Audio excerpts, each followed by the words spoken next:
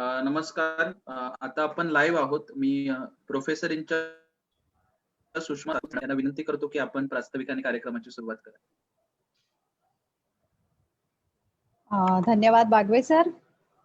Sharda education सोसायटीच्या आनंद विश्व गुरुकुल विधी महाविद्यालयातर्फे आजचं हे 95व पुष्प विधिलिखित नेटभेट.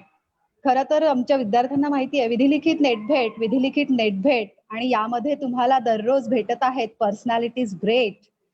सो आजचे आपले प्रमुख पाहुणे आहे कवितांच्या विश्वात रमणारे, साहित्य विश्वात स्वतःला रममाण करणारे महाराष्ट्राचे सुप्रसिद्ध कवी श्रीयुत जितेंद्र लाड.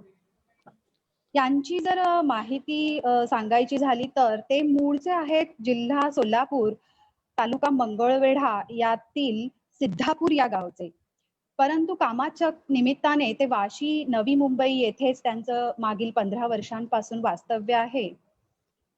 त्यांचा कविता संग्रह पाऊस वाटेच्या भरवशावर यासाठी त्यांना 2011 साली नारायण सुर्वे यांचा पुरस्कार प्राप्त झालेला आहे. त्यांचे आगामी कविता संग्रह आहेत तुझ्यासवे बोलती अक्षरे, शहर आणि मी, हे त्यांचे आगामी कविता संग्रह आहेत. हे देणे कवितेचे हा त्यांच्या कवितांचा स्वतंत्र कार्यक्रम ते सतत सादर करत असतात आणि त्याचाच हा पुढील भाग आपल्याकडे आज ते सादर करणार आहेत. या कार्यक्रमाचे त्यांचे 8 प्रयोग झालेले आहेत. साम टीव्ही, IBN 7, रेडिओ 91.1 येथेही त्यांचे कवितांचे सादरीकरणाचे कार्यक्रम झालेले आहेत. तसेच अखिल भारतीय मराठी साहित्य संमेलन आणि जागतिक मराठी साहित्य संमेलनातही त्यांनी कविता सादर केलेल्या आहेत.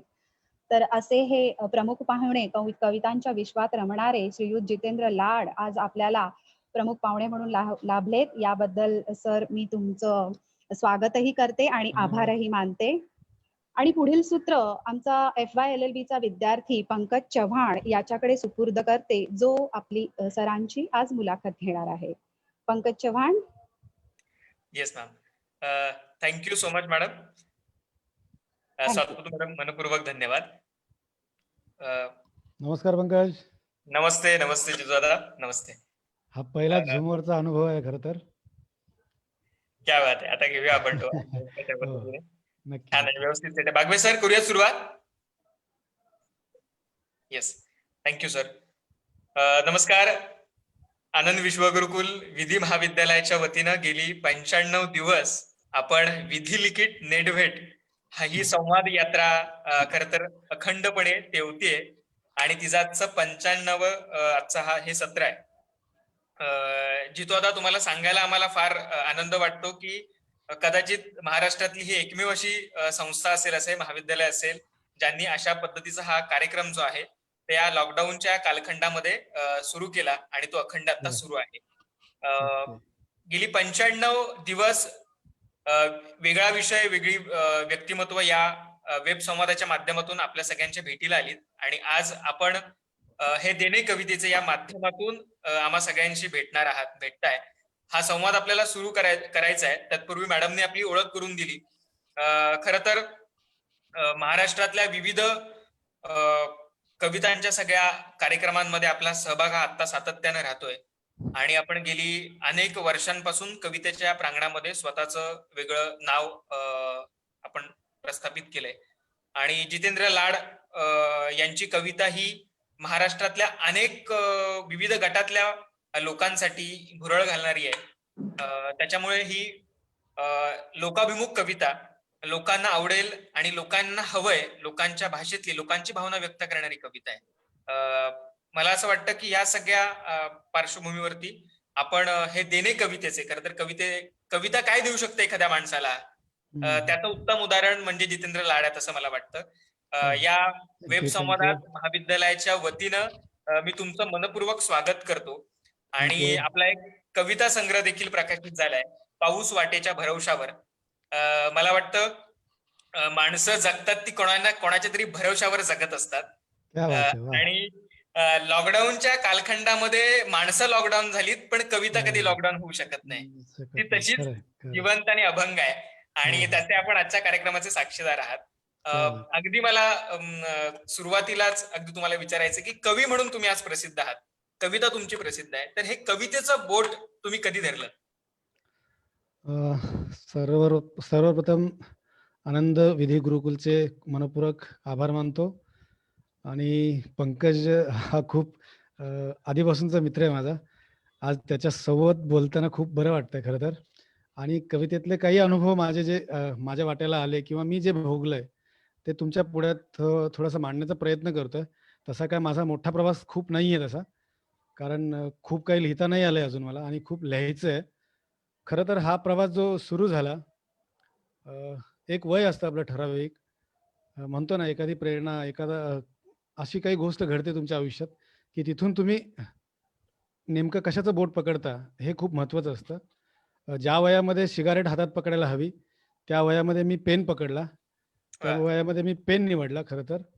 म्हणून शब्दांशी मैत्री करता आली मला आणि तिथून पुढे लिहिता झालो. जे मनात येईल, जे काही वाट्याला येत होतं, ते शब्दात मांडण्याचा प्रयत्न होता एक. खूप वाचन नव्हतं तसं. परिस्थिती खूप गंभीर होती.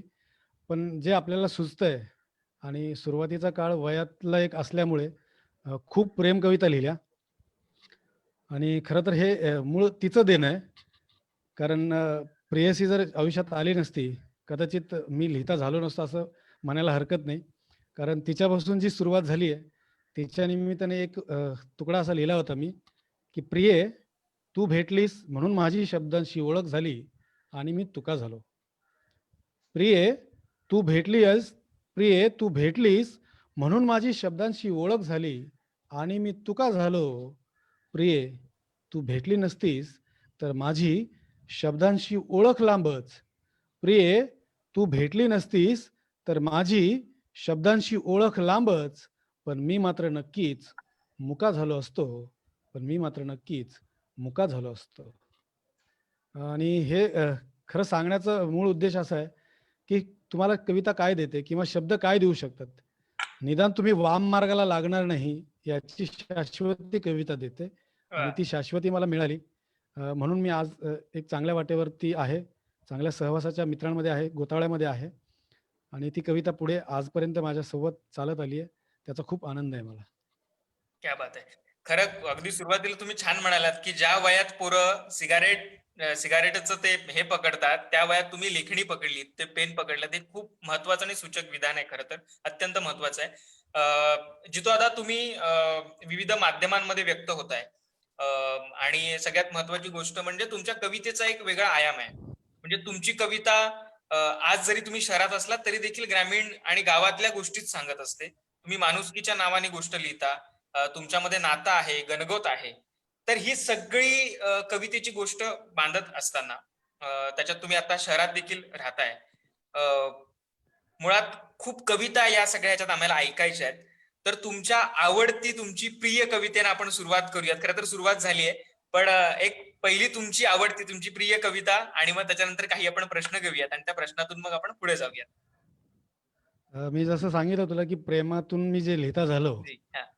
खरं तर तिचं जे देणं आहे ना हे, हं, कारण तिच्या दिसण्यापेक्षा तिच्या असण्यावरती जेव्हा जीव जडतो ना, हं. तेव्हा तिच्या रंगापेक्षा तिच्या अंतरंगाची कविता जन्माला येते. क्या बात है! तर त्या कारण प्रत्येक नात्यात प्रेम केवळ प्रयत्न करून मिळवणारी गोष्ट मुळीच नाहीये. हं, हं. ती फक्त आणि फक्त प्रेमाने मिळणारी गोष्ट आहे. प्रेम ही मिळवणारी गोष्ट मुळीच नाहीये. ती फक्त प्रेमाने मिळणारी गोष्ट आहे. तर तिच्या आठवणीची एक कविता तुमच्या पुढे ठेवतो आणि आपण हा कार्यक्रम मला वाटतं सुरू करूया. हं. आवडती अशी एक म्हणजे एखादी कविता असं सांगता येत नाही खरं तर एखाद्या कवीला, की माझी ही सगळ्यात आवडती कविता आहे असं सांगता येणं खूप मुश्किल आहे. हं. तरी जी नेहमी आपण गुणगुणतो किंवा आपली कविता दुसरे मित्र, मैत्रिणी किंवा जे आपल्यापेक्षाही वयाने मोठे आहेत, त्यांना ती त्यांची वाटते, त्यांची प्रेम कहाणी वाटते, त्यांच्या प्रेयसीची कविता वाटते. हं. ती कविता तुमच्या पुढ्यात ठेवतो. कविता अशी आहे, एका श्वासाच्या कुशीत दोघ मिळून नांदूया. एका श्वासाच्या कुशीत दोघ मिळून नांदूया. आठवणीच्या फांदीला नवघरट बांधूया. आठवणीच्या फांदीला नवघरट बांधूया. काही क्षणांचे गुपित तुला सांगायाचे आहे, मुक्या मनाचे पैंजण पायी बांधायाचे आहे. मुक्या मनाचे पैंजण पायी बांधायाचे आहे. एकांताच्या सांज वेळी रूप तुझ आठवतो, काळजाच्या पापणीत सय तुझी साठवतो. काळजाच्या पापणीत सय तुझी साठवतो. तुझ्या आठवांची ओल खोल डोळ्यात दाटू दे. तुझ्या आठवांची ओल खोल डोळ्यात दाटू दे. जीवलग झाला जीव तुला पला वाटू दे. जीवलग झाला जीव तुला पला वाटू दे. तुझ्या आठवांची झळ कवटाळ तो उराशी. तुझ्या आठवांची झळ कवटाळ तो उराशी. सांज परतून येते पुन्हा आपल्या घराशी. सांज परतून येते पुन्हा आपल्या घराशी. तुझ्या मनाच्या कपाळी माझ कोरलेलं नाव. तुझ्या मनाच्या कपाळी माझ कोरलेलं नाव. माझ्या अंगणात जाळ तुझा चांदण्याचा गाव. पोरी चांदण्याचा गाव तुझा चांदण्याचा गाव. पोरी चांदण्याचा गाव. क्या धन्यवाद. बात आहे. क्या बात आहे. खरं तर अनेकांच्या प्रतिक्रिया खाली चॅटबॉक्स वर येत आहेत कवितेच्या हो, हो. अनुषंगाने. चांदण्यांचा गाव जरी कवितेतून व्यक्त होत असला तरी देखील ही परिस्थिती तेव्हा काही तितकी काय म्हणतात ना की चटके सोसणारी होती सगळी. खरंय, आम्हाला खरं म्हणजे एखादा माणूस मोठा होतो, यशाच्या शिखरावर चढतो, पण पाठीमागे भोगलेल्या गोष्टी खूप असतात आणि आपण जे भोगताय ते कवितेत येतंय. उसनवारीची कविता आपली नाहीये. तर ही गोष्टही जाणून घ्यायला आम्हाला आवडेल की तुमचा तो सगळा एकंदरीत कॉलेज वयाचा काल. हॅलो. हा, येतोय आवाज? हा, आता येतोय. जी. खरं तर तो जो काळ होता, एक वय होतं खरं तर आपलं. आणि आपण प्रत्येक वयामध्ये ज्या त्या वयामध्ये जे ते खरं तर केलं पाहिजे. पण एक जगण्याचं भान जेव्हा तुम्हाला येतं, तेव्हा तुम्ही वेगळ्या पद्धतीने व्यक्त व्हायला लागता. आणि मग त्याच वयामध्ये जेव्हा कविता किंवा साहित्य तुमच्या जेव्हा पुढ्यात येतं, तेव्हा त्या दृष्टिकोनातून तुम्ही कसे व्यक्त होत जाता किंवा तुम्ही कसे वाटचाल करता. मग त्या प्रत्येक गोष्टीला जेव्हा तुम्ही सकारात्मक दृष्टिकोनातून बघायला लागता, तेव्हा मग परिस्थितीची जाणीव असेल किंवा कुठली हालाकीची परिस्थिती जरी असली, तरी देखील आपण फक्त पुढे जाणं स्वीकारतो. कारण वाटेमध्ये काटे तर असतातच. ते सारून आपल्याला पुढे जायचंय. आणि हा प्रवास करत असताना खरं तर म्हणजे कॉलेज वय आणि मग ते खूप असं नाजूक वय असतं खरं तर. तिथे एकदा तुमचा पाय घसरला तर मग पुढे जाणं खूप कठीण होतं. तिथून एकदा तुमची झेप घेणं तुम्हाला जमलं, तर मग मला वाटतं पुढचा प्रवास खूप सोपा होतो. आणि मी मगाशी म्हणालो तसं तुम्ही काय स्वीकारता नेमकं? सिगारेट स्वीकारता की पेन स्वीकारता? हे तुमच्यावरती अवलंबून आहे. तेव्हा तुम्ही त्या दृष्टीनं वाटचाल करायला शिकलात, तर मला वाटतं खूप सोपा प्रवास आहे तसा. आणि आपल्या मनातली जी एक नाजूकशी एक भावना असते प्रामाणिक नावाची, त्याचं बोट धरून तुम्ही कायम राहिलात, तर मला वाटतं तुम्हाला कुठल्याही वाटेवरती कशाचीही गरज वाटत नाही. तुम्ही स्वतः खूप खंबीर राहता तेव्हा. त्याच्यामुळं मी ती गोष्ट आजही सोबत आहे माझ्या. म्हणून मला कुठल्याही तशी बाकीच्या गोष्टींची गरज वाटत नाही. म्हणून हा प्रवास आजही सुरू आहे माझा. जितू दादा, या कार्यक्रमामध्ये महाविद्यालयाचे संस्थेचे सचिव शारदा एज्युकेशन सोसायटीचे सचिव सन्माननीय प्रदीप ढवळ सर सुद्धा या कार्यक्रमात जॉईन झालेत. मी स्वागत सर तुमचं. मनपूर्वक धन्यवाद व्यक्त करतो, त्यांचं स्वागत करतो.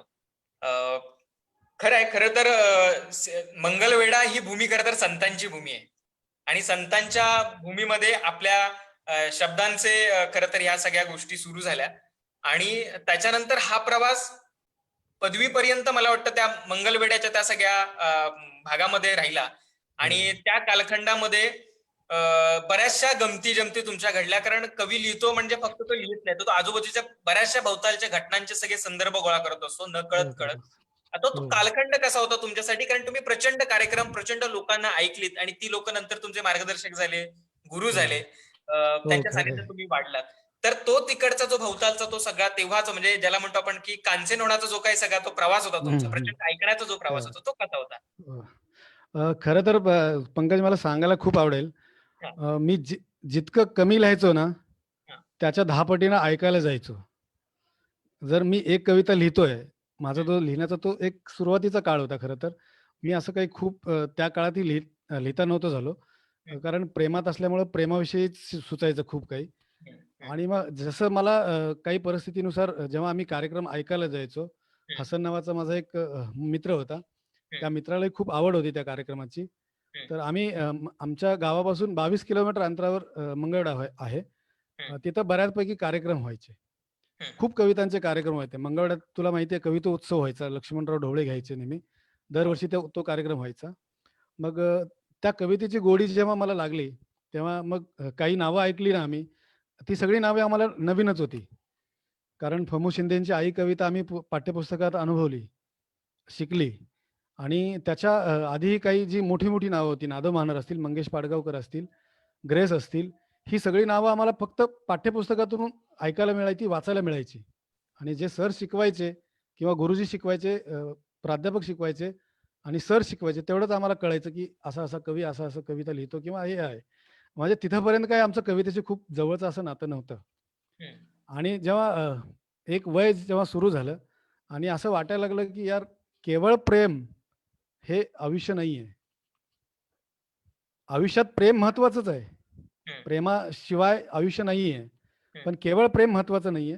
तर आजूबाजूची जी परिस्थिती आहे त्याचंही आपण आपल्या पातळीवरती काय व्यक्त होता येईल का, खूप काही लिहिता नाही आलं तर आपल्या पद्धतीने आपण व्यक्त व्हायला हवं. मला आठवतं पंकज, एक खूप मजेशीर गोष्ट आहे खरं तर. मगाशी बोलताना मी तुला सांगितलं नाही, मी जेव्हा 11वीचा प्रवास करत होतो ना, म्हणजे परतीचा प्रवास होता, कॉलेज सुटलं आणि आम्ही परत प्रवास करत होतो. मंगळवेढ्यापासून एक 16-17 किलोमीटर आल्यानंतर आमच्या बसचा एक एसटीचा अपघात झाला आणि त्या एसटीच्या अपघातामध्ये एक शेळीचा पाय मोडला होता.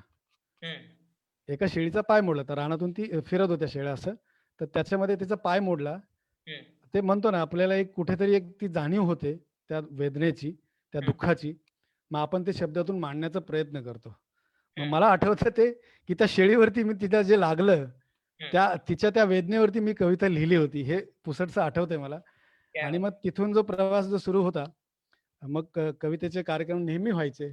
मग प्रशांत दादा असतील, सुरेश शिंदे सर असतील, प्रकाशदादा होळकर असतील, फमू शिंदे सर असतील, अशोक नायगावकर असतील, रामदास फुटाणे असतील, अशी खूप दिग्गज मंडळी मंगळवेढ्यात नेहमी यायची. प्रत्येक मला वाटतं वर्षातून 1-2 कार्यक्रम व्हायचेच.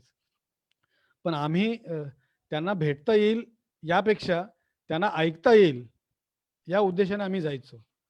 कारण एक त्या वयामध्ये क्रेज असते की एखादा कवी आवडतो तुम्हाला, तर त्याची आपल्याला ऑटोग्राफ घ्यायची इच्छा असते किंवा त्यांच्या सोबत बसायची इच्छा असते किंवा त्यांच्यासोबत फोटो काढायची इच्छा असते किंवा काही बोलायची इच्छा असते.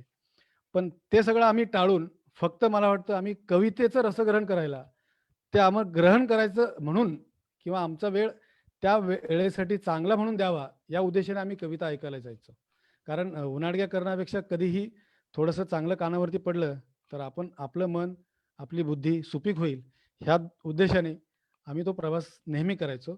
आणि खरं सांगायला आवडेल, तो मित्र असा इतका खास होता माझा की तो माझ्यापर्यंत माझी जेव्हा कविता अखिल भारतीय मराठी साहित्य संमेलन औरंगाबादसाठी निवड झाली होती, तेव्हा तो माझ्या सोबत होता. आणि मला एक अभिमान आहे खरं तर पंकज. वेळेकडे आपण थोडंसं भान देऊया, बोलता आपण थोडंसं कवितेकडे वळूया. मला एक सांगायला थोडक्यात सांगतो आणि मग संपवतो. औरंगाबादमध्ये माझी राहण्याची, खाण्याची, पिण्याची सगळी सोय झाली, पण माझ्या मित्राची झाली नव्हती. आणि त्यावेळेला पैशांची खूप अडचण होती, म्हणून आम्ही स्वखर्चाने आधी गेलो तिथे. पण झालं असं, की तिथे त्याची सोय करता नाही आली मला. म्हणून मग आम्ही काय केलं, माझी जी सोय होती ती आम्ही बाजूला ठेवली. आम्ही दोघांनी मिळून पॅव्हेलियनमध्ये झोपलो, हॉटेलमध्ये खाल्लं, एकत्र प्रवास केला, एकत्र मस्जिदमध्ये गेलो, एकत्र मंदिरमध्ये गेलो. आणि तो प्रवास सगळा खूप गमतीशीर, खूप शरद पवार मला वाटते त्यावेळेचे उद्घाटक होते. तो सगळा अनुभव एक खूप वेगळ्या पद्धतीने अनुभवला आम्ही खरं तर. आणि तेच कवितेमध्ये, तेच सगळं कवितेमध्ये मला मांडायचं होतं आणि मी मांडत आलो खरं तर. एक कविता तुझ्या पुढे ठेवतो बघ, माणुसकीची कविता आहे, माणसांची कविता आहे. खरं तर आपला हा जो प्रवास आहे तो मला वाटतं, आपण किती जरी मोठे झालो तरी माणूस म्हणून आपण कुठे चाललो किंवा कुठे जाणार आहोत, किंवा आपला प्रवास माणूस म्हणूनच असायला हवा, या मताचा मी आहे. कारण मला वाटतं आपण खूप वर्षापासून एकमेकाला ओळखतो, पण आज तागायत मला वाटतं तुला माझी किंवा मला तुझी जात माहीत नाहीये. बरोबर. आणि खरं तर हे गरजेचंही नाहीये. जर तुम्हाला माणूस म्हणून एक प्रवास मोठा करायचा असेल, पुढे जायचं असेल, मोठा म्हणण्यापेक्षा एक माणूस म्हणून तुमच्या परीने तुम्हाला काय देता येतं, यावेळेला जेव्हा तुम्ही विचार करता, मला वाटतं तेव्हा ती गोष्ट खरं तर खूप मोठी असते आणि ते तुम्हाला देता आलं पाहिजे. जेवढं तुम्हाला जमेल, जेवढं शक्य होईल तेवढं तुम्हाला खरं तर देता यायला हवं असं मला वाटतं. कारण सगळ्याच गोष्टींमध्ये सगळाच माणूस परिपूर्ण असतो असं नाहीये. जेवढं आपल्याला शक्य असेल तेवढं आपण देत जावं. एक माणुसकीची कविता बघ, आवडते का? तुमच्यासाठी सादर करतो. वाट घावते पाण्याला जरी वाकड वळण, वाट घावते पाण्याला जरी वाकड वळण, एका जात्यात दळूया जातीपातीच दळण. हो एका जात्यात दळूया जातीपातीच दळण. दंगलीत भावाचाच जीव घेतला भावान, दंगलीत भावाचाच जीव घेतला भावान. किती जाळली मानसे जातीपातीच्या नावान, हो किती जाळली मानसे जातीपातीच्या नावान. मनामधी वाढलेलं चला अंतर तोडूया, मनामधी वाढलेलं चला अंतर तोडूया.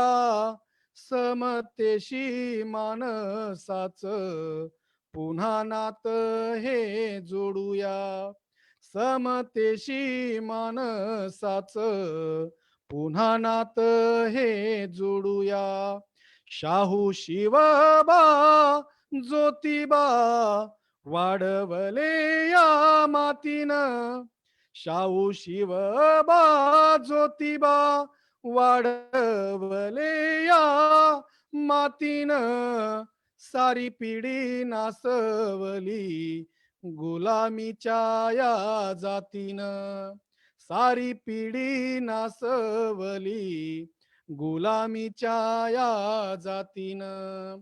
मनातल्या माणसाची जात एकलीच मानू, मनातल्या माणसाची जात एकलीच मानू. बाटलेल्या माणसाला चला माणसात आणू, चला माणसात आणू, चला माणसात आणू. क्या बात आहे, धन्यवाद. क्या बात आहे. खरं तर माणसाला माणसात आणण्याची गोष्ट खूप वेगळी आहे आणि कवितेतून मानवतेची गोष्ट सातत्यानं तुमच्या येते. या कवितेतला संदर्भ खरं तर वेगळा आहे. मनातलं अंतर तोडून सगळ्या गोष्टी आपण आहेत त्या एकत्र आलं पाहिजे, एकसंध झालं पाहिजे. पण 400-500 किलोमीटरचं अंतर तोडून तुम्ही 2003-4 साली मुंबईत दाखल होता. एक देखणा पोरगा मुंबईत येतो आणि स्वतःचं अस्तित्व शोधू लागतो आणि अस्तित्वाच्या प्रचंड कविता मग तुमच्या अवतीभोवती रेंगाळू लागतात. तर त्या कविता आम्हाला ऐकायच्या, त्यातल्या कवितेने आपण सुरुवात करूयात. आणि हे सगळं शहरात आल्याची जी पहिली घालमेल होती, पहिली सगळी गंमत होती, ती गोष्ट काय? खरं तर पंकज आवडायला सांगायला, कारण घरी जेव्हा परिस्थिती बेताची होती त्यावेळेला एक फक्त असं वाटायचं आपल्याला की बाबा आपण घरावरती ओझं व्हायला नको, म्हणून आपण आपला एक मार्ग शोधूया, निदान आपलं आपलं पोट आपण भरू शकू. त्या अनुषंगानं मित्राच्या मदतीनं मी मुंबई गाठली. आणि मुंबई जेव्हा मी सुरुवातीला जेव्हा राहिलो इथे, मला वाटतं 3 वर्ष मी फक्त माझा तो एरिया 2 किलोमीटरचा तेवढाच त्या एरियामध्येच मी राहायचो. त्याच्या पुढे मला जाता नव्हतं आलं खरं तर, कारण त्या गावाकडे सगळे जी काही मानसिकता होती मनामध्ये ती त्यावेळा तशीच घेरट्या घालत होती. पण कालांतराने ते सगळं दूर झालं. आणि जेव्हा शहराचा प्रवास एक सुरू झाला आणि शहरामध्ये मी जेव्हा आज 16 वर्षानंतरही राहतोय, तरी देखील गाव ही जी गोष्ट आहे ती माती ती पायाला आजही चिकटली आहे. ती आजही सुटलेली नाहीये. ती जात नाही, म्हणजे मला ती सोडत नाहीये. खरं तर हा प्रवास जेव्हा मी मुंबईच्या दिशेने करायला लागलो, तेव्हा मला माझ्या आईला या शहराविषयी काय वाटायचं, ते मला वाटतं इथं प्रत्येकाच्या आईला त्या शहराविषयी वाटतंय, असं माझं मत आहे. कारण आपण मूळचे जरी शहरातले असलो, आपलं कुळ जरी शहरातलं असलं, आपलं मूळ हे खेड आहे. प्रत्येकाचं मूळ हे खेड आहे. कारण जेव्हा आपण इथं मोठी मोठी शहरं वसतात, तेव्हा त्याचं मूळ रूपांतर, आपण मूळ जर रूप बघितलं तर ते खेड्यातलं होतं. ते खेडं खरं तर आपलं आहे, ते सगळ्यांचं आहे. त्या खेड्याविषयी, त्या शहराविषयी माझ्या आईला काय वाटायचं, तर ते एक त्या कवितेत मांडण्याचा मी प्रयत्न केला. म्हणजे मी 16 वर्ष झाली शहरात राहतोय, पण तरी देखील मला अस्सल शहराची कविता लिहिता आलेली नाहीये. मी जेव्हा जेव्हा शहराविषयी व्यक्त व्हायला जातो, पुन्हा पुन्हा त्याचे संदर्भ सगळे खेड्याकडे जातात आपसुकपणे. त्या शहराविषयी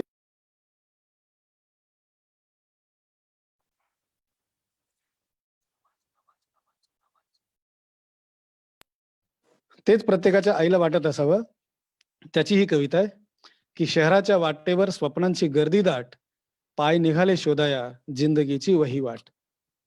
शहराच्या वाटेवर स्वप्नांची गर्दी दाट, पाय निघाले शोधाया जिंदगीची वही वाट. लहानपणी आई म्हणायची, पोरा शहर नावाचं गाव लई मोठं, तिथं माणसासकट सगळं जगणं खोटं. लहानपणी आई म्हणायची, पोरा शहर नावाचं गाव लई मोठं, तिथं माणसासकट सगळं जगणं खोटं. तिथं माणसासनी पैशाची लई मस्ती. पोरा शहर म्हणजे नुसती मुरदाड मनाची वस्ती. म्हणून म्हणते आपल्याला आपला गावच बरा हाय. म्हणून म्हणते आपल्याला आपला गावच बरा हाय. इथं कधी न आटणारा माणुसकीचा झरा हाय. म्हणून म्हणते आपल्याला आपला गावच बरा हाय. इथं कधी न आटणारा माणुसकीचा झरा हाय.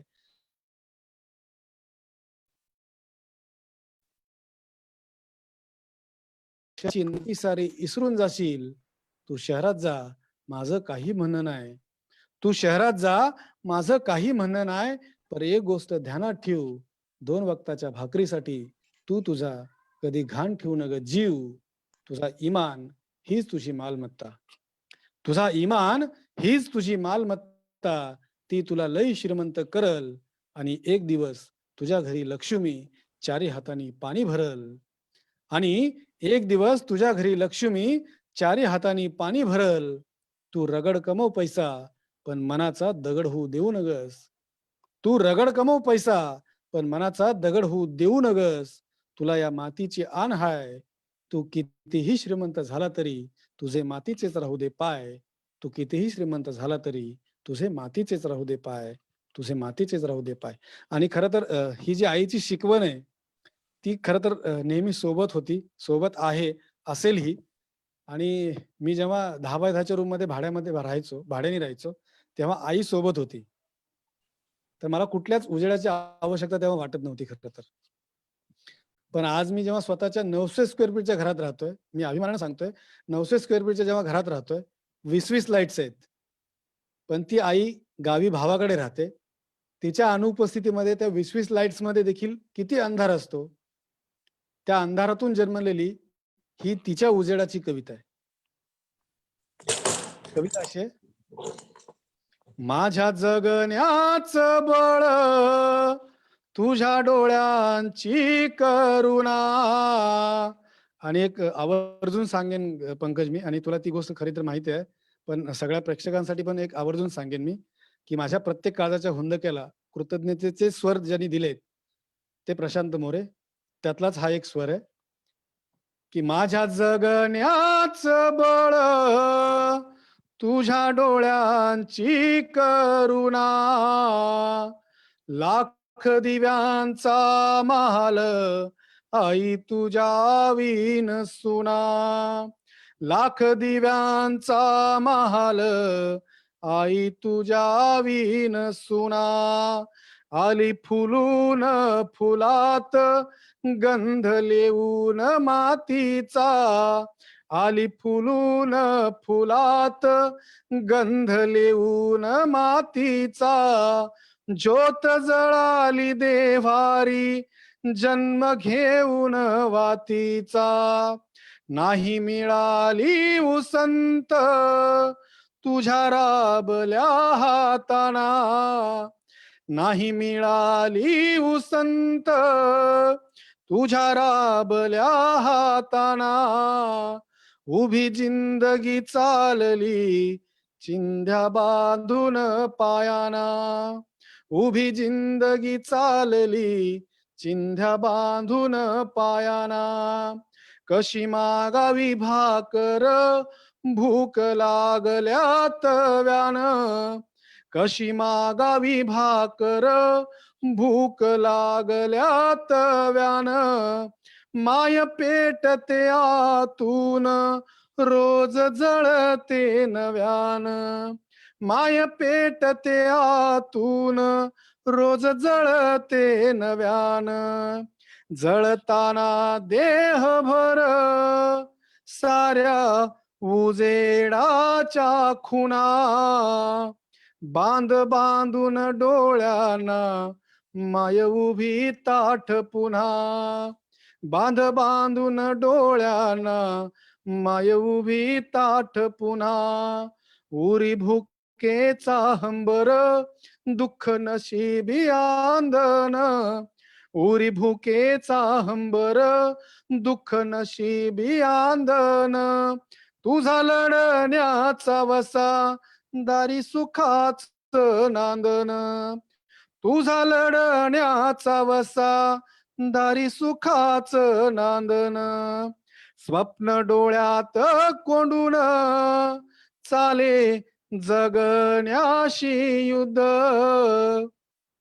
स्वप्न डोळ्यात कोंडून चाले जगण्याशी युद्ध. तुझ्या घामाच्या थेंबात मला दिसतो या बुद्ध. तुझ्या घामाच्या थेंबात मला दिसतो या बुद्ध. मला दिसतो या बुद्ध. धन्यवाद. क्या बात आहे. खर तर घामाच्या थेंबात बुद्ध दिसण्याची जी गोष्ट आहे ती फार शांततेकडे घेऊन जाणारी आपल्याला, आणि तितकंच ती जी सूक्ष्म गोष्ट सांगणारी आहे. खर तर दादा तू कविता सादर करत होतास, आणि मला वाटतं राजेंद्र दादा लाईव्ह आहे आता या कार्यक्रम बघतो, आणि माय सुद्धा ती कविता ऐकतीये आता. ती दिसते आपल्याला ती क्या बात कविता आहे. ऐकतीये. तर खरं तर हा खूप दुर्मिळ योग असतो सगळ्यांच्या आयुष्यात, की आपण कविता जिच्यासाठी जिची कविता आहे ती ऐकते. हा खूप मोठा पुरस्कार आहे मला वाटतं या आजच्या खरं. कार्यक्रमातून तुझ्यासाठी, क्या की बात तू है, क्या आपली बात, ती कविता ऐकते. क्या बात. खर तर हळवे मनाचे कोपरे सातत्यानं कुरवाळत असताना अनेकदा विद्रोहाचे सुद्धा डंख आपल्याला टोचतात, आणि तो विद्रोहीपणा सुद्धा तुझ्या कवितेत अनेकदा येतो, तो वेगवेगळ्या हो. माध्यमातून. तर ती कविता आम्हाला ऐकायला आवडेल. खरं तर विद्रोह म्हणण्यापेक्षा काय पंकज माहितीये का, हम्म, आपण जेव्हा व्यक्त होतो ना, हम्म, तो खरं तर कोणाला कसा वाटेल तो एक त्यांच्या वाचण्यावरती, किंवा तो खरं तर म्हणतो ना त्यांच्या आकलनावरती तो एक आहे म्हणा. तुला काही सूर त्यातले विद्रोहाचे वाटतायत, आणि मला तू लगेच म्हणजे तुकारामाच्या वंशजामध्ये म्हणजे नेलं मला. खरं तर खरं तर हा विद्रोह वगैरे काय आहे माहितीये का, आपण आपल्याशी जेव्हा झगडा सुरू करतो ना, हम्म, खरं तर हा झगडा आपल्याशी आहे. हम्म, मी अशी वैर म्हणून नाहीये. हम्म. कारण मी मगाशी तुझं जसं बोलता तुला सांगितलं की हो. दुःख कमी जास्त प्रमाणात असं काही नसतं. हम्म, हम्म, ज्याच्या त्याच्या वाट्याला जे आलंय ते त्याच्यासाठी खूप अतिच आहे. हम्म. म्हणून मी कोणत्या शब्दामध्ये व्यक्त व्हावं हे ज्याच्या त्याच्या अभिव्यक्तीचा प्रश्न येतो. आणि तुम्ही कोणत्या पद्धतीने समोर जाता. आणि मी जी गोष्ट खरं तर तुला सांगतो, ज्या माणसानं ऐकलंय, ज्या दिग्गजांना आतापर्यंत जे ऐकलंय, हम्म. ती खरं तर माणूस म्हणून वेगळ्या पद्धतीने असू शकतात. कारण स्वभाव माणसाचा वेगवेगळा असू शकतो. पण ज्या पद्धतीने त्यांनी कवितेत व्यक्त होत आले, आज मी प्रशांत दादांच्या तुला सांगितलं मगाशी की वेदना सातारकर हजर सर, कबीराचं देणं, ही वस्ती सस्ती आहे पोरा, जळत्या दशकाची लोकगाथा, माय अर्थात आईच्या कविता, ह्या सगळ्या कवितांचा जेव्हा मी प्रवास एक अनुभवला, माझ्या पद्धतीने मी जेव्हा त्याला अनुभवण्याचा प्रयत्न केला, अ, दादांची जी कविता आहे ती प्रत्येक पातळीवरती खूप सम्यक पद्धतीने तुमच्याशी बोलते. तिथे कुठेच ती विद्रोह करत नाही. स्वतःचं दुःख देखील जेव्हा ती सांगते ती खूप प्रेमाने सांगते. प्रेमाने सांगते. आणि खरं तर कवितेत ही मूळ गोष्ट महत्वाची आहे. आणि दादाही जेव्हा एखाद्या स्वरामध्ये गातात, तो स्वर माणसाच्या काळजाला का भिडतो, तर त्याचं कारण मूळ मला हे वाटतं की ते दादा जेव्हा म्हणतात ती कविता ना, त्याचा एक स्वर जो आहे तो देखील खूप कृतज्ञतेचा असतो. त्याच्यात कुठलाही अकराळ विक्राळपणा नसतो. तो जो महत्वाचा स्वर आहे ना, त्याच्यामुळे ती कविता खरं तर मोठी होते. ती तुम्हाला अनेकांना आपलीशी वाटते.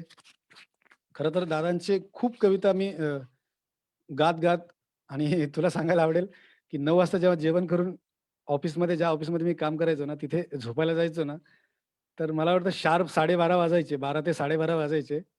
अख्खी कबीराच्या देणमधल्या सगळ्या कविता आणि वेदना सातारकर मधल्या सगळ्या कविता अशा मुखोद्गत होत्या मला. आजही आहेत बऱ्याच कविता. आणि ते सगळे संग्रह असं मी पुन्हा चाळत राहायचो. माहित नाही का? म्हणून कदाचित तो दादांचा एक स्वर जो आहे, तो त्यांच्या सहवासात असताना कधी मला जाणवला नाही. पण त्यांच्या कालांतराने काही थोडासा दुरावा झाला किंवा आम्ही थोडेसे दूर होतो. त्या वेळेमध्ये मला तो एक जाणवला. एक स्वतःचा स्वर तुम्हाला एक वेळ असते अशी, की तो तुम्हाला जाणवायला लागतो. मग तुम्ही ज्यांच्या कवितावरती प्रेम करायला लागता, तसंच इतरांच्याही कवितांवरती तुम्ही प्रेम करायला लागता. आणि कविता मूळ हेच देते. कविता कोणाचा द्वेष करायला शिकवतच नाही. दोष असतील प्रत्येक अनुभवामध्ये किंवा लेखणीमध्ये, कवितेमध्ये दोष असू शकतात. पण द्वेष करायला शिकवते ती कविता नाहीये, असं मला म्हणायचंय. म्हणून मी जे दादांकडून जे शिकलो, दादांच्या कवितेमधून मी मला जे शिकवलं, तो स्वर जो आहे, तो मला पुढे तसाच न्यावासा वाटला. आणि या निमित्ताने मला वाटतं दादांची एक कविता मी तुला ऐकवतो. येस, नक्की. येस. आणि तो प्रेमाचा स्वर आहे खरं तर. कारण दादांनी जे प्रेमामध्ये सांगितलंय, समर्पण ही गोष्ट खूप महत्वाची असते. आणि मला वाटतं पंकज आपला वेळही खूप होत आलाय. 5:45 वाजत आले, 5:45 वाजत आलेत. हो. शार्प वेळेत मला वाटतं आपोआप कट होईल हे. आणि आपण त्या वेळेचंही थोडंसं भान ठेवूया. एक मिनिट हा. जितेंद्र सर, आपलं अनलिमिटेड आहे, वेळेचा काही प्रॉब्लेम नाहीये. 40 मिनिटानंतर नाही एंड होणार. हो का? हो हो ओके. अनलिमिटेड आहे ना? म्हणजे हो. मी मगाशी विचार केला की 1 तास आहे, तर आपण जास्त बोलण्यापेक्षा कुठं थांबावं एवढं आपण थोडंसं माइंडमध्ये नाही ठेवावं. त्या उद्देशाने मी चाललो होतो ते पुढे. आहे, पण ते बेसिक 40 मिनिटाची बंधन नाही आपण आपल्याला. ओके. दादा, मग कविता ठीक आहे. कविता मग म्हणजे 5-10 मिनिटं मागे पुढे झाले तर मग प्रॉब्लेम नाहीये. तर मी जे सांगत होतो तुला ना, ती प्रेम नावाची जी गोष्ट आहे ती दादांकडून खरं तर आपसुकपणे तुमच्या कवितेमध्ये येते. तुमच्या सहवासातून जेव्हा तुम्ही त्यांच्यासोबत प्रवास करत असता, ती नकळतपणे तुमच्याकडे येऊन जाते आणि तुम्ही ती कशी हँडल करता किंवा त्याला कसं तुम्ही जोपासता, कुरवाळता, ते खरं तर तुमच्यावरती अवलंबून आहे. दादांची एक कविता तुमच्या पुढ्यात ठेवतो. कविता अशी आहे. बाग गुलाबी जाळून लावला का घोर सई, लावला का घोर, बाग गुलाबी जाळून लावला का घोर सई, लावला का घोर, माझ कुठे घर पोरी, तुझ गाव दूर, तुझ गाव दूर, माझ कुठे घर पोरी, तुझ गाव दूर, तुझ गाव दूर. काळजाच्या काळजीची होडी थर थरे. काळजाच्या काळजीची होडी थर थरे. काठ नदीचे बुडाले कुठे, शोधावे किनारे, शोधावे किनारे. बाग गुलाबी जाळून लावला का घोर सई, लावला का घोर. झाली देहाची गा नदी, आत खळाळत पाणी. झाली देहाची गा नदी, आत खळाळत पाणी. बांध डोळ्यांचा फुटेना अशी पेटलेली धुनी, अशी पेटलेली धुनी. बाग गुलाबी जाळून लावला का घोर सई, लावला का घोर. दारी अंधार पेरून डोळा रुजवावे मोती. दारी अंधार पेरून डोळा रुजवावे मोती. बये डोळे हरवण्याची लख उजेडाला भीती, लख उजेडाला भीती. बाग गुलाबी जाळून लावला का घोर सई, लावला का घोर. माझ कुठे घर पोरी, तुझ गाव दूर, तुझ गाव दूर, तुझ गाव दूर, तुझ गाव दूर. धन्यवाद. क्या बात आहे. खर तर लोककवी प्रशांत मोरे हे नाव महाराष्ट्राला सुपरिचित आहे. त्यांच्याविषयी वेगळं सांगण्याची गरज नाही. तू सातत्यानं त्यांच्याविषयी सांगतोस. खरं तर आपण दोघे आहोत, ते दुवा आहेत आपल्या दोघांमधले. खरं तर त्यांच्या कवितेची शहरात आल्यानंतर, त्यांच्या कवितेची गोष्ट आणि त्यांच्या सोबत फिरल्यानंतर प्रचंड प्रवास तू या सगळ्या केलास.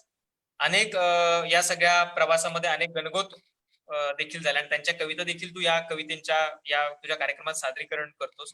तर आम्हाला तेही ऐकायला आवडेल की विविध कवींच्या तुझ्या आवाजातल्या कविता. तर त्यातल्या 2-3 कविता आमच्या समोर सादर. आणि खरं तर पंकज सांगू का, हे सगळं दादांकडूनच थोडंफार मला घेता आलंय. आणि मला वाटतं जे चांगलं आहे तर मग पंकजकडे असेल, विष्णूकडे असेल, दादांकडे असेल, आणखीन कुणाकडेही असेल. चांगली गोष्ट घ्यायला काय हरकत आहे ना. आपल्यातली जर एक वाईट गोष्ट जर वजा होत असेल एखाद्या चांगल्या गोष्टीनी, तर ते घ्यावी आणि ती स्वीकारावी या मताचं मी आहे. आणि त्या गोष्टी मी स्वीकारत आलो. आणि मला ज्या दुराव्यामध्ये काही कविता वाचण्यात आल्या माझ्या, आणि त्या काही कवितांना मला सहज अशा सुचत गेलं की आपण काही लिहू शकतो का, किंवा याच्या वरती आपल्याला काही बोलता येईल का आपल्या पद्धतीनं. त्या अनुषंगाने मी व्यक्त होत गेलो. आणि त्यातली एक सहज सुचलेली चाल, म्हणजे असं जाणून बुजून काही लिहिलं किंवा त्याच्यावरती काम केलं असतला काही भाग नाही येतो. मला असं वाटलं की बाबा आपल्याला एखादी चाल जर सुचत असेल तर आपण प्रयत्न करायला काय हरकत आहे. म्हणून त्या पद्धतीने मी एक कविता माझ्या पुढ्यात आली. कविता मोरवणकर नावाच्या कवयित्री आहेत. त्यांची एक बाप नावाची कविता माझ्या पुढ्यात आली. कविता अशी आहे की त्याला एक सहज असं सुचावं म्हणून मला ती चाल सुचली आणि ती आवडली. त्याचा खरं तर एक आनंद असतो आपल्याला की बाबा आवडते कोणाला तरी म्हणून आपण गायला हवं. काळजाच्या आत जेव्हा काळजीचा जाळ होतो, काळजाच्या आत जेव्हा काळजीचा जाळ होतो, लेकरांसाठीच माझा बाप रे आभाळ होतो, बाप रे आभाळ होतो. लेकरांसाठीच माझा बाप रे आभाळ होतो, बाप रे आभाळ होतो. कोवळ्या वयात जेव्हा सोडून या माय जाते, कोवळ्या वयात जेव्हा सोडून या माय जाते, मायले का जोडणारी बाप तेव्हा नाळ होतो, बाप तेव्हा नाळ होतो. काळजाच्या आत जेव्हा काळजीचा जाळ होतो, लेकरांसाठीच माझा बाप रे आभाळ होतो, बाप रे आभाळ होतो. अशी ती कविता आहे. आणखीन 3-4 कडवे आहेत त्याची खरे तर. मी थोडक्यात घेतो आणि मला एक सांगायला आवडेल जसं दादा काही कवितांमधून अनेक महाराष्ट्रातल्या नवोदित कवींच्या कविता जेव्हा पुढ्यात जातात, मला जेव्हा एखादी संधी कुठे व्यक्त व्हायला मिळते, तेव्हा मला जेवढं चांगलं देता येईल लोकांना, जेवढं त्यांच्या काळजातलं बोलता येईल तेवढं मी बोलण्याचा प्रयत्न करतो. मग ती कविता कुणाची आहे, हा गौण भाग मी ठरवतो तेव्हा. मग चाल कुणाची आहे किंवा मग शब्द कुणाचे आहेत. मग रमजान मुल्ला जर तीच कविता जर त्याच चालीत म्हणतोय, तर मी मी वेगळ्या पद्धतीनं का म्हणू नये? असा काही मी अट्टास धरत नाही. रमजानची जर त्या कवितेची जर चाल चांगली आहे, शब्द चांगले आहेत, तर मी त्याच्यावरती वेगळं काम करण्यात मला काही स्वारस्य वाटत नाही, आनंद वाटत नाही त्याच्यात. आणि याच्याबद्दलचा एक किस्सा सांगायला आवडेल मला तुला पंकज, की मी जेव्हा नाशिकला दीदीकडे माझ्या गेलो होतो, अ, तिथे एक आजी आहे माझी. ती आजी सटाण्याला राहते. अ, मुलं खूप शिकलेली मोठी आहेत. सगळं चांगलं घराणं आहे. खूप आहे. पण ती एकटी राहते तिकडे. तर ती रमजानची कविता मी तिच्या पुढ्यात म्हटली आणि तिला रडू आवरलं नाही. हे खरं तर कवितेचं जिंकणं असतं. म्हणजे कविता तुमची कुठे मोठी होते, तर ती इथे मोठी होते. कविता ती अशी होती.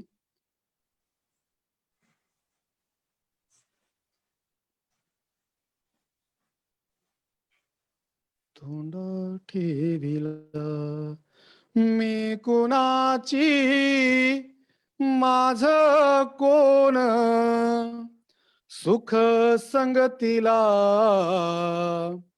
मी कुणाची, माझ कोण सुख संगतीला,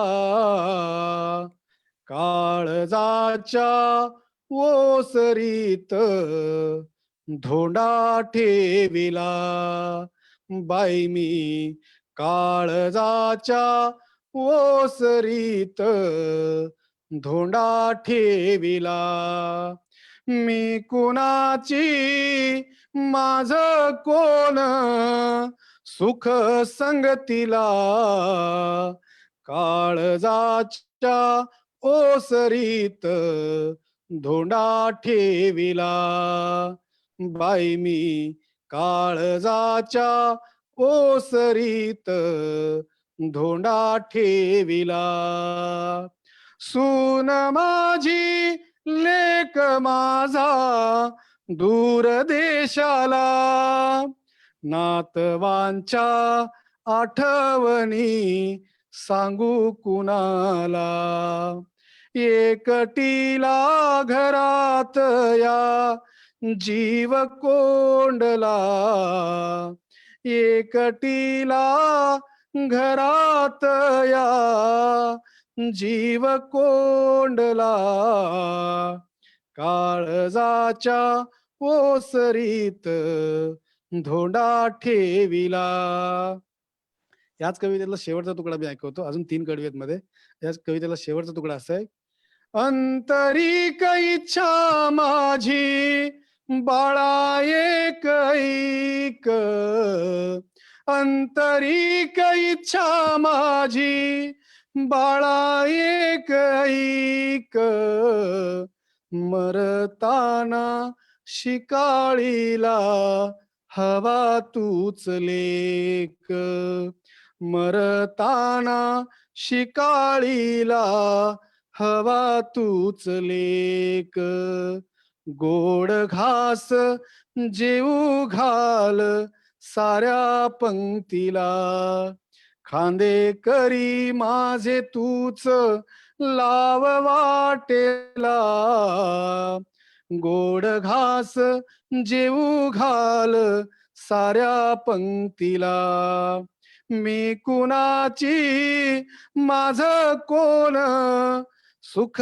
संगतीला, काळजाच्या ओसरीत धोंडा ठेविला.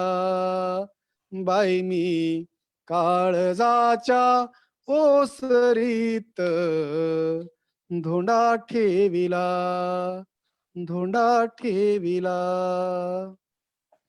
आणि खरं तर तुला थांबवतो परत मी, कारण मला वाटतं तुला काहीतरी बोलायचं होतं.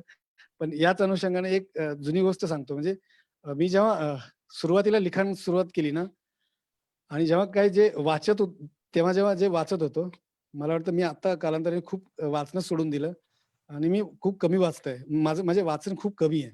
पण सुरुवातीच्या काळामध्ये जेव्हा मी मंगेश पाडगावकर वाचले, फमू शिंदे वाचले, रामदास नाना फुटाणे ऐकले, वाचले. त्याच कालावधीमध्ये भारत सातपुते नावाचा एक कवी माझ्या वाचनात आला. हे तिरंगी झेंडा नावाचं त्याचं पुस्तक होतं. लातूरचे हे कवी आहेत, भारत सातपुते नावाचे. त्यांनी एक बहिणीविषयीची आणि आपल्या मुलीविषयीची एक कविता लिहिली आहे, हुंडाबळीवरची. आणि ती कविता मी आवर्जून प्रत्येक कार्यक्रमामध्ये म्हणतो. आणि एक तुला आणखीन आठवण चांगली सांगायला आवडेल, की मी जेव्हा आम्ही बाबा आमटेंच्या इथे आनंदवनामध्ये कार्यक्रम करायला गेलो होतो, तेव्हा पुण्यात कॉलेजची मुलं होती आणि ही कविता ऐकून त्या कॉलेजच्या मुलांना रडू आवरलं नव्हतं. मला त्या खरं तर ती खूप आठवण एक ताजी आहे अजूनही. कारण जेव्हा-जेव्हा मी कार्यक्रमामध्ये म्हणतो, तेव्हा आपसूक माझेही डोळे भरून येतात. कारण ती माझ्या बहिणीच्या आयुष्याची कविता आहे. म्हणून ती कधी कविता पुस्तकात न राहता माझ्या मस्तकात आहे तशी राहिली. तर तिची ती कविता आहे. थोडीशी दीर्घ आहे, पण ऐकायला आवडेल मला वाटतं. पण ती ऐकवतो मी. मलाही मोह होत नाही म्हणून मी ऐकवतो. थोडा वेळ आपण हरकत नाही घेता येईल. ती कविता अशी आहे, की आज बघाया तुला येणार आहेत, तेव्हा शेजारची नवी-नवी साडी घाल. आज बघाया तुला येणार आहेत, तेव्हा शेजारची नवी-नवी साडी घाल. पाहुणे बघून गेल्या-गेल्या लगेच आणून देते म्हण. नंतर दुसरे बघाय आल्यास पुन्हा मागा येते म्हण. कानात आता घालतेस काय, सोन्याचं कोण देईल कसं? कानात आता घालतेस काय, सोन्याचं कोण देईल कसं? एक कर, पाहुणे तुला बघताना दोन्ही कान डोक्यावरल्या पदराखाली झाकून घे. सारेच पाहुणे सारखे असले तरी याही पाहुण्यांचे दर्शन तू वाकून घे. पाहुणे जरी डावे असले तरी बैठकीतल्या पाटावर पाय तुझा उजवा टाक. पाय इतका नाजूक टाक की साधा चांदीचा पैंजण नसलेला पायाचा घोटा देखील पाहुण्यांना दिसणार नाही. म्हणजे आपल्या गरिबीला अगोदरच पाहुणा हसणार नाही. तो बघ पाहुणा आला, तो बघ पाहुणा आला, बोलावल्याशिवाय बाहेर येऊ नकोस आणि विचारलेल्या प्रश्नाला उत्तर द्यायला भिवू नकोस. तशी तुला पाहुण्यांची आणि पाहुण्यांच्या प्रश्नांची बरीच सवय जडली आहे. एवढे पाहुणे बघून गेले तरी या पोरीचा प्रश्न कसा मिटत नाही, म्हणून कित्येक वेळा शेजारची बाई रडली आहे. एकदा पोराचा बाप येतो, बघून आलेले पाहुणे कर्जबाजारी करून जातात. मजुरीवरल्या चुलीला असे आजारी पाडून जातात. निरोप पुन्हा धाडतो म्हणतात. निरोप पुन्हा धाडतो म्हणतात. निरोप येईपर्यंत मन तर कशात रमत नाही. भावकीचे तर रोजच विचारतात. एवढे पाहुणे बघून गेले तरी तुमच्या पोरीचा प्रश्न अजून कसा काय हो मिटत नाही. 8-10 पाहुणे बघून गेले, त्यातल्या काहींनी येताना गावच्या शिववर आमची ऐपत विचारून घेतली. त्यांचं इकडून तिकडून नातं लागलं. तसा भरल्या बैठकीतून एक पाहुणा आलोच म्हणून शेजारी गेला. खानदानचा इतिहास विचारला. पुन्हा बैठकीत येऊन सारं काही पटलं म्हणाला. पैसे द्या, सोनं द्या, लग्नही करून द्या, नाहीतर मग तुटलं म्हणाला. सारेच पाहुणे असे भेटताना एका तरी पाहुण्यांशी जुळवून घ्यावे लागते. पोरीच्या संसारासाठी सारे आयुष्य असे उगाळून द्यावे लागते. नवीन नवीन 4 दिवस सणावाराला पोरीला माहेरी आणावं लागतं. नवीन नवीन 4 दिवस सणावाराला पोरीला माहेरी आणावं लागतं.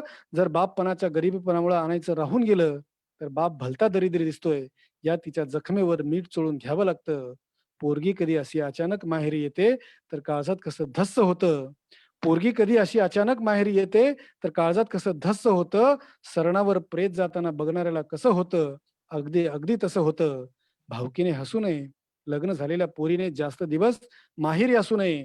या तिच्या इज्जतीसाठी सावकारची बेइज्जत सोसून तिच्या सासरचे चोचले पुरावे लागतात. पोरीला सासरी निरोप धाडताना तिच्या दुसऱ्या भेटीसाठी काही अश्रू उरवावे लागतात. जेव्हा त्या पोराला पोरगी होते, जेव्हा त्या पोराला पोरगी होते, तेव्हा तो तिच्यासाठी मुलगा शोधत असतो. पुन्हा बैठका होत असतात. पुन्हा निरोप ऐकत असतो. त्या बैठकीतले सारेच पाहुणे कुठल्या तरी पोरीचे बाप असतात. पण हे बापच कसे? हुंड्याचे विष पेरणारे साप असतात. हुंड्याचे विष पेरणारे साप असतात. हुंड्याचे विष पेरणारे साप असतात. खरंय. विविध विषयांच्या अनुषंगाने आपण बोलतोय. सध्या अ, वेगळ्या पद्धतीनं आपण सगळेजण या लॉकडाऊनच्या कालखंडात सगळेजण जातोय. आणि मगाशी आपण बोललो तसं की हुंडाबळी ही आपल्याकडे अजूनही अत्यंत वाईट समाजातली ही सगळी चालीरीती आहे. त्याच्यावर दादांची कविता ही ही आता सादर केली सुद्धा अप्रतिम. अ, वेळेचं भान आपल्याला ठेवायचंच आहे, जरी हो आपल्याकडे हे असेल तरी देखील. 6 वाजलेत. हो खरं तर अनेक कविता आहेत आता आठवत आहेत, ज्या तुला सादरीकरण कराव्या सांगायला हवं असं वाटतं, पण या सगळ्या वेळेचा मोह आवरला पाहिजे. आवरायला पण हवा.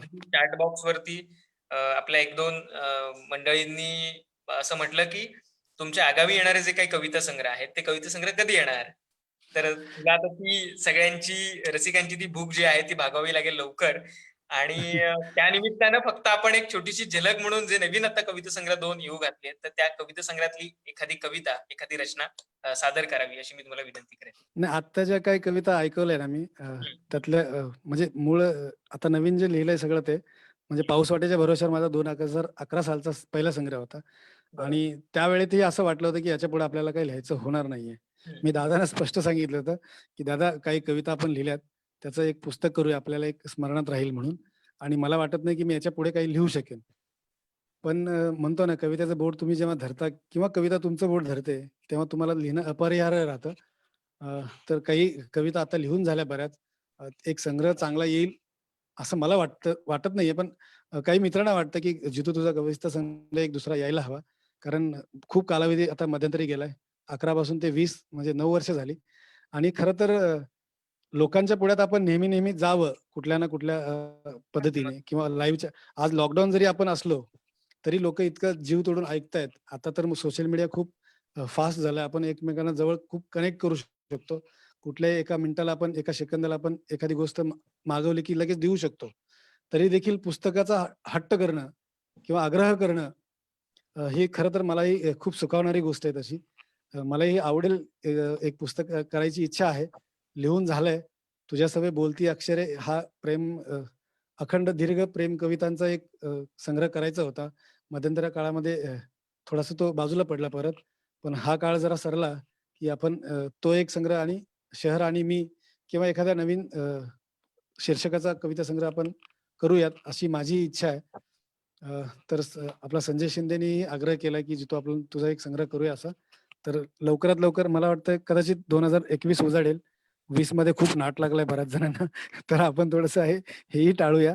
आणि मला वाटतं हे जे आपल्या पुढ्यात आपण लॉकडाऊनचे 4-6 महिन्यापासून जे भोगतोय, ते खरं तर मला वाटतं आपल्यातल्या विकृतीच्या माणसाचं हे लक्षण आहे किंवा ते देणं आहे. म्हणजे तुझ्या माझ्यातला जो विकृतीचा एक माणूस म्हणून जगतोय आपल्यामध्ये, वावरतोय, त्याचं कदाचित हे देणं असावं, असं एक माझं म्हणणं आहे. तर त्या अर्थाची एक कविता आहे, की जो काळ बघितलाय आपण, नेहमी आपण पहिल्यापासून जर परंपरेने जर बघत आलो, तर माणूस हा माणसाचाच कुठल्या ना कुठल्या पद्धतीने तिरस्कार करत आलाय. मग तो पूर्वीचा काळ जर बघितला, सावलीची शिवाशिव असेल, कुठलाही असेल तो, तर तो आजही तागायत आहे. तो कोणत्या ना कोणत्या प्रकारे तो आहेच. ती जी माणसाच्या मनामध्ये जी कटुता आहे, ती आजही वाढते आहे. तर त्या या लॉकडाऊनच्या काळामध्ये कदाचित मला वाटतं ते खूप पूर्वीचं संचित जे असतं ना, ते कुठल्या ना कुठल्या एका प्रेरणेने तुमच्या पुढ्यात येतं आणि तुम्ही ते लिहिते होता. त्याची एक कविता तुझ्या पुढे ठेवतो. नवीन कविता आहे. मानसाचा उभा जन्म, मानसाचा काळ, मानसाचा उभा जन्म, मानसाचा काळ, मानसाला मानसाची सावली विटाळ, मानसाला मानसाची सावली विटाळ, स्पर्श टाळणारी आली महारोगराई, स्पर्श टाळणारी आली महारोगराई, ऊन बांधलेल काटा टोचलेल्या पायी, ऊन बांधलेल काटा टोचलेल्या पायी, आपुल्याच वाटेवरी पेरलेला जाळ, आपुल्याच वाटेवरी पेरलेला जाळ, मानसाला मानसाची सावली विटाळ, कसे झाले कोरडे हे काळजीचे डोळे, कसे झाले कोरडे हे काळजीचे डोळे. मायेची ठिणगी कशी जीवाला या पोळे, मायेची ठिणगी कशी जीवाला या पोळे. हाकेवर आहे घर अनोळखी नाळ, हाकेवर आहे घर अनोळखी नाळ. मानसाला मानसाची सावली विटाळ, पोरकी झाली घराला काळजाची नाती, पोरकी झाली घराला काळजाची नाती.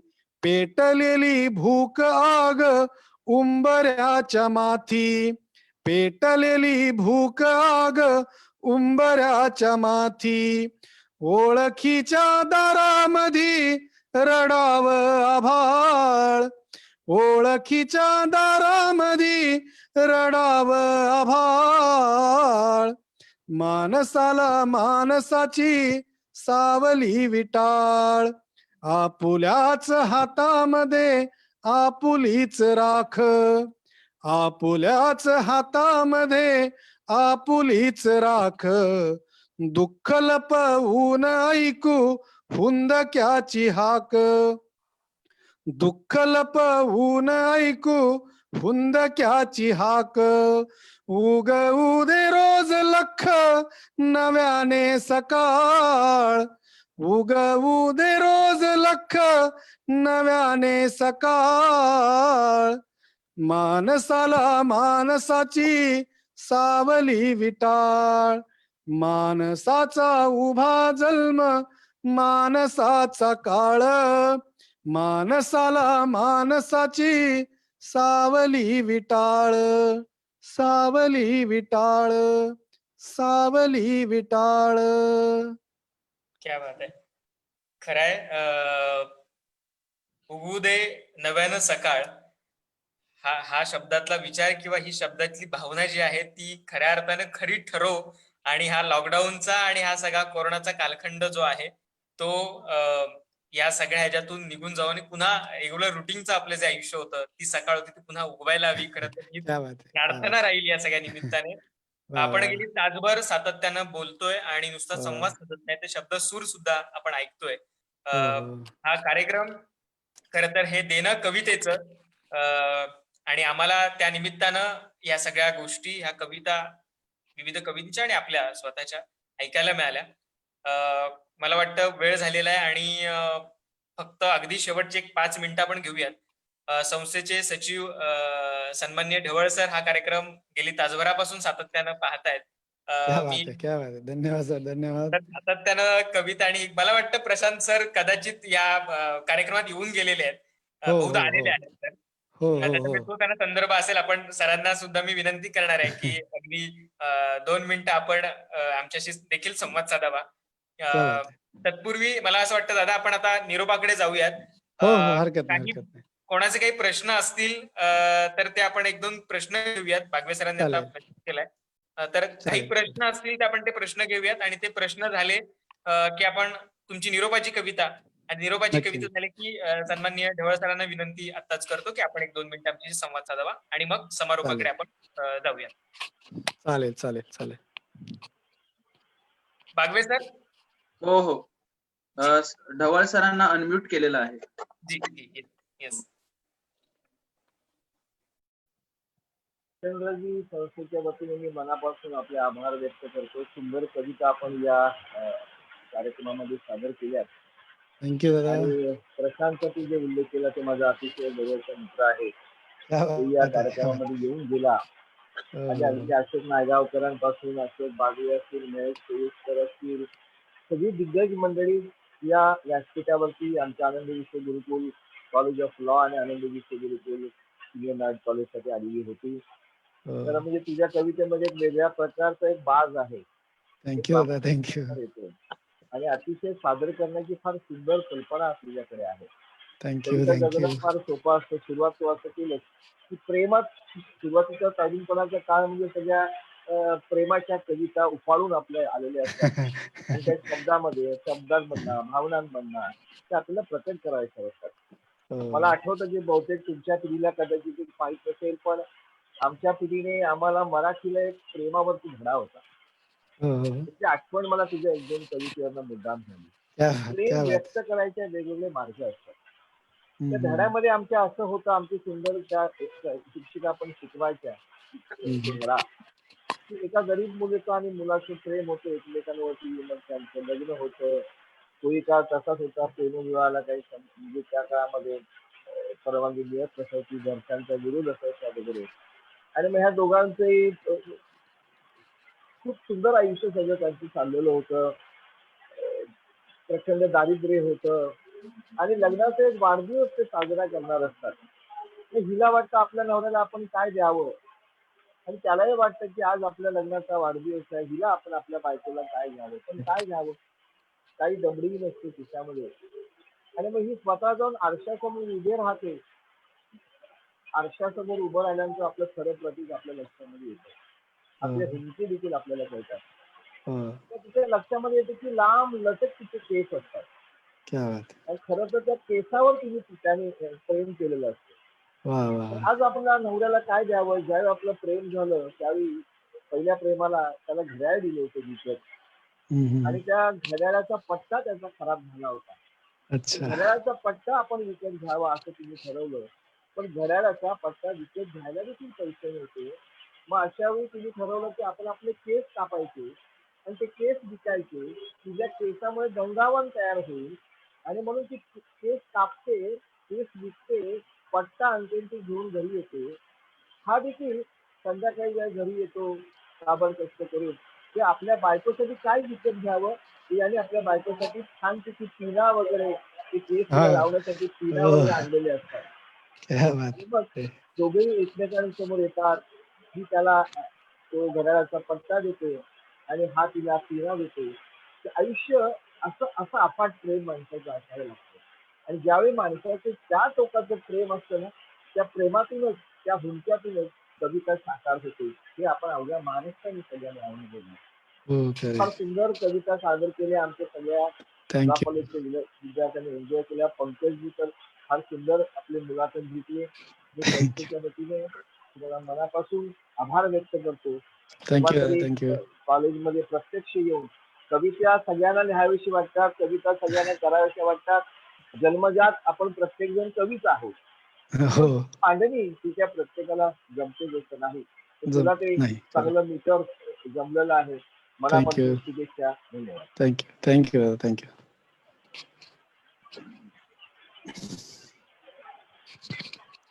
Pankaj, over to Pankaj. Yes, धन्यवाद सर, मनपूर्वक धन्यवाद. कारण तुमचे शब्द हे आमच्यासाठी खूप महत्वाचे असतात, आणि म्हणून आपण बोललात की आम्हाला छान अशी अजून बळ येतं असा कार्यक्रम करायला.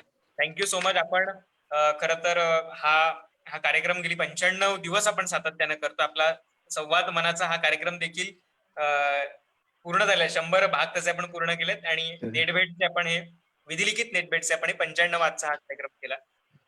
जितू दादा, मला वाटतं आपण निरोपाची कविता जी आहे ती आपण नक्की. आणि मग हा कार्यक्रम आपण संपेल. एक मिनिट. बागवे सर.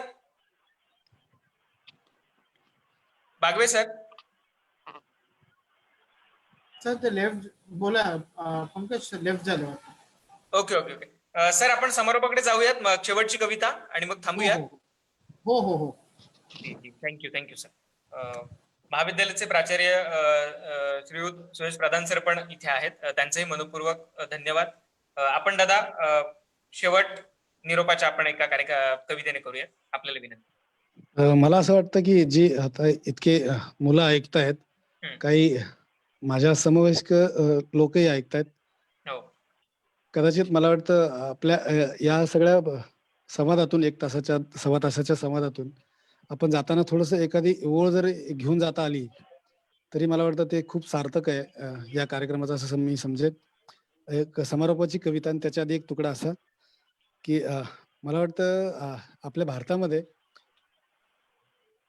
मोबाईल किंवा टीव्ही, फ्रीज हा 0 डाउन पेमेंट मध्ये मिळतो. बरोबर, 0 डाउन पेमेंट मध्ये मिळतं सगळं हे. पण माझ्या आईची औषधं जर मला घ्यायची झाली, तर त्याला कुठलाच 0 डाउन पेमेंट कुठे मिळत नाहीये. ही खरं तर मोठी एक शोकांतिका आहे आणि हा खरं तर बदलायला हवा. कारण हा एक वेगळा संदेश होता आणि आपण जे राहतोय, आपण सगळे वागतो आहोत आता आई-वडिलांशी, तर आपण की कसं वागायला हवं? कारण ज्यांनी आपलं आयुष्य उभं केलेलं असतं, त्यांच्यासाठी आपल्याला काय देता येईल? एवढा जरी विचार आपण केला, तरी मला वाटतं आपण कुठल्याच वाममार्गाला लागणार नाही. एवढा फक्त विचार जरी केला तरी असं मला वाटतं. आपण काहीतरी चांगलं देता येईल का? एवढा जरी विचार केला, तरी खूप पुरेसं आहे. एक समारोपाच्या कविता आणि त्याआधी एक तुकडा असा, की भावाभावात भांडण नांदणं गेलं नासून. भावाभावात भांडण नांदणं गेलं नासून, उंबऱ्यानं काळजात सुरा ठेवला तासून. भावाभावात भांडण नांदणं गेलं नासून, उंबऱ्यानं काळजात सुरा ठेवला तासून. घराघरात मनाचं इटाळून गेलं ताट. घराघरात मनाचं इटाळून गेलं ताट. उरी काळीज मायेची दूर गेली पायवाट. घराघरात मनाचं इटाळून गेलं ताट. उरी काळीज मायेची दूर गेली पायवाट. नात्या नात्यात वैरेची वाढत चाली दरी. नात्या नात्यात वैऱ्याची वाढत चाली दरी. आणि टाचा झिजल्या उन्हात माय उपाशीच घरी. टाचा झिजल्या उन्हात माय उपाशीच घरी. शेवटची कविता अशी आहे. कळे नासे झाले कशी रुजवावी गाथा. कळे नासे झाले कशी रुजवावी गाथा. हो माय बापाच्या नशिबी लेकरांच्या लाथा. हो माय बापाच्या नशिबी लेकरांच्या लाथा. तीच हसल काळीज तुलार पाहून. तीच हसल काळीज तुलार पाहून. बाप राबला रानात उपाशी राहून.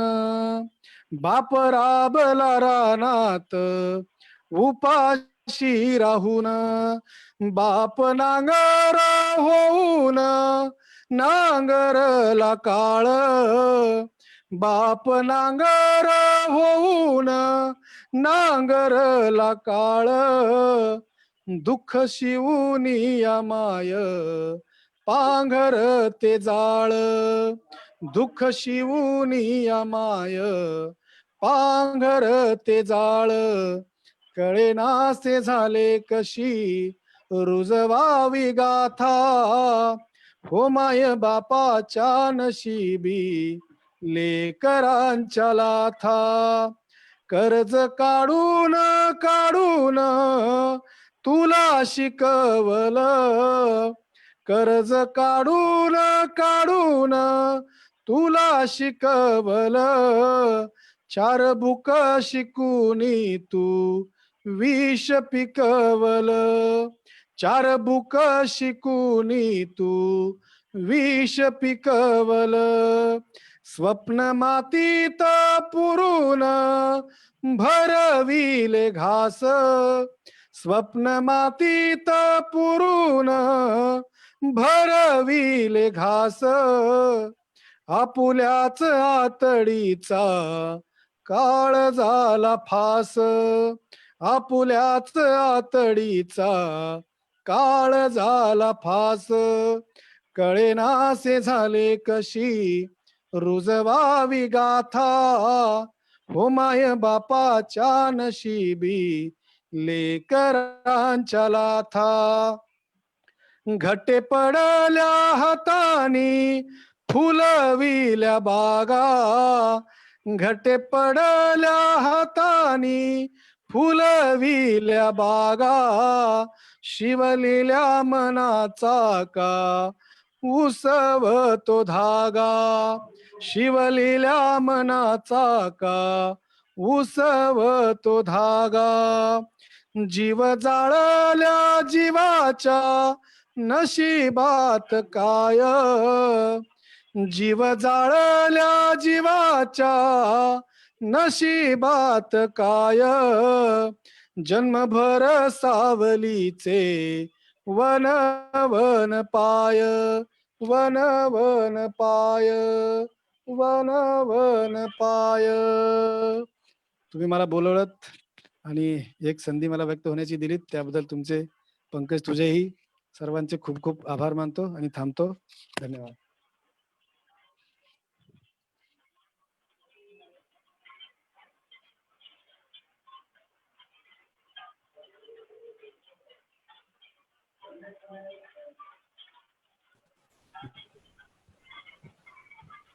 धन्यवाद सर. जोरात पाऊस आल्यामुळे पटकन नेटवर्कचा थोडा इश्यू झाला, त्यामुळे कनेक्टिव्हिटीचा थोडा इश्यू आहे. मी कार्यक्रमाच्या अगदी शेवटी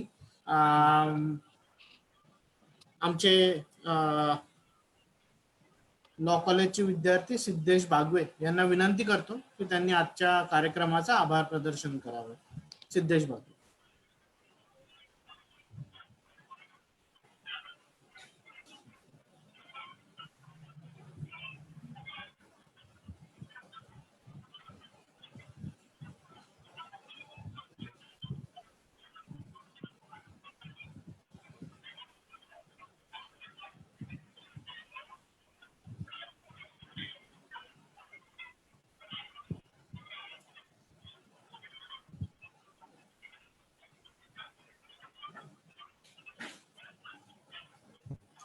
सिद्धेश बागवे यांना विनंती करतो की आभार प्रदर्शन करावे.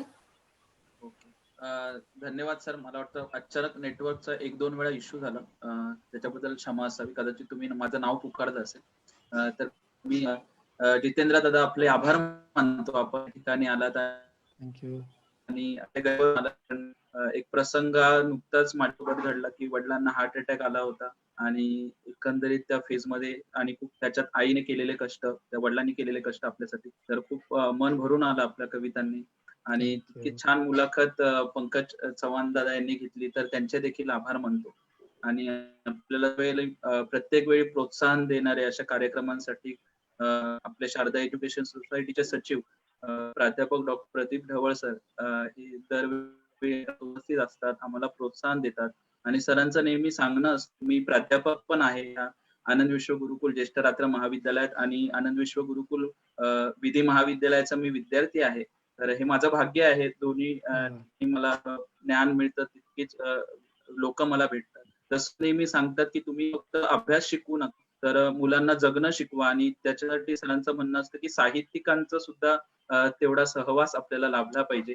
आणि सरांच्या मार्फत तो नेहमी लाभत असतो. त्याप्रमाणे आणि सर्व प्राध्यापक वर्ग यांचे आभार मानेन. आमच्या आनंद विश्व गुरुकुल विधी महाविद्यालयाचे प्राचार्य ऍडव्होकेट सुयश प्रधान सर यांचे आभार मानेन त्यांच्या मार्गदर्शनासाठी. आणि त्यांनी आज मला हा कार्यक्रम पोस्ट करण्याची संधी दिली त्याबद्दल देखील. माझे सर्व विद्यार्थी मित्र यांचे आभार मानतो. आणि झूम आणि फेसबुकच्या माध्यमातून आमच्या सोबत जोडले गेलेले जिवलग हा शब्द मी वापरेन, कारण साधारणपणे हा कार्यक्रम आपला 95वा दिवस आहे.